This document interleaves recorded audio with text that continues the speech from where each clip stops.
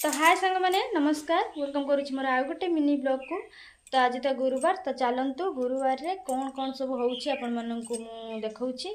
तो सखाळु सखाळु कौन सब चलछि मोर काम तो सेटा मु देखाउछि। चलतु प्रथमे मु आपण मानकु गोटे जिंस देखि दोछि बैक कैमरा करके आपण मानकु देखाउछि सेटा कोन आपण माने कमेंट रे निहाती कहबे।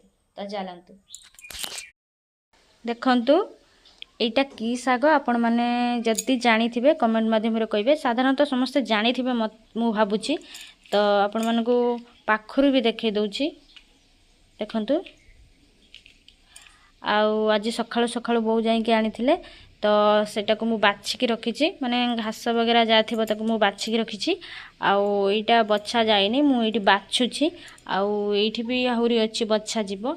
तो बहुत सारा साग आउ एई सागटी मोर बहुत फेवरेट। तो सेति पई बहु सखाळ सखाळ जाके नै आछंती आमे आको भाजी की बा खड़ी की खाइबो पखाळ रे। तो बहुत टेस्टी लागे साग खाइले आउ निद भी लागे। तो भाबुछि सागटी ना कमेंट माध्यम रे निहाती कहि देबे। तो रहिली जय जगन्नाथ।